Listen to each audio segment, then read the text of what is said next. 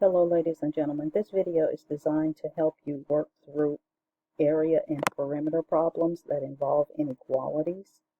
There are a few things that you should always keep in mind, and that is that your solutions must meet the requirements for area or perimeter, that your solutions will never make any of the sides less than 0, and that your solutions will never make the area or the perimeter less than 0.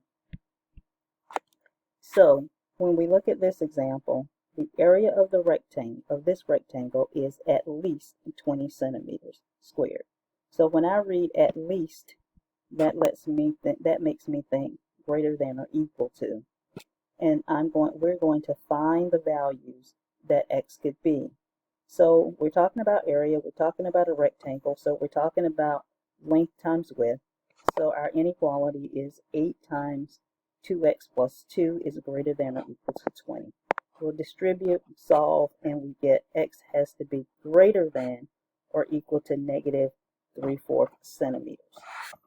So since x has to be greater than negative 3/4 x, or negative 3/4 centimeters, we're not necessarily need to think about, will this answer give us a side that is less than 0? Because if we plug in negative 3/4 here and we multiply by 2 and add 2, we're going to get a positive 1/2. And so we're always going to have a side length here or a width here that is going to be greater than 0. However, when we look at this problem, we have the area of a rectangle is at most 60 centimeters. So when I see at most, that tells me that we're talking about less than or equal to. And when we find all the values that x could be, again, we need to think about the area is length times width. So our inequality is going to be 6 times 3x minus 1 has to be less than or equal to 60.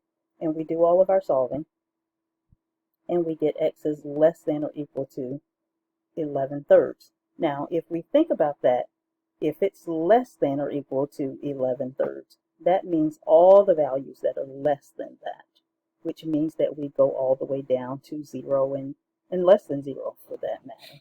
So we have to then consider what values will make this side length greater than 0. So that's why we then add this inequality, setting 3x minus 1 greater than 0, and figure out what values x needs to be in order for us to not have a side length that is 0. So having said all of that, we end up then with our values for x are going to be 1/3 centimeters is less than x is less than 11/3 centimeters. One more example, keeping in mind all of the same things. This one has to deal with perimeter. So the perimeter is less than 35 feet, and we're going to find all the possible values for x.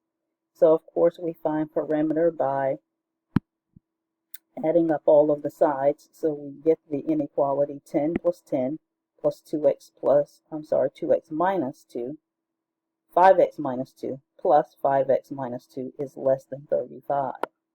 Combine like terms, solve the inequality, and we get x is less than 1.9 feet. Well, if x is less than 1.9 feet, that means that we can go all the way back down to 0 feet or 1 foot. So how is it then we need to make sure that our width or this side length is never going to be less than 0? So we have to account for that criteria. 5x minus 2 is greater than 0, and we solve and we get x is greater than 2/5 feet. And so this becomes our final solution.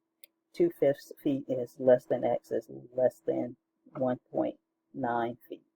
So as long as you keep in mind that you're meeting the requirements for your area or your perimeter, and that when you look at whether you have greater than or equal to or greater than or less than or equal to or less than, if there is that possibility, if it's less than or equal to or less than, that your side lengths or your area perimeter will be less than 0. You have to account for that.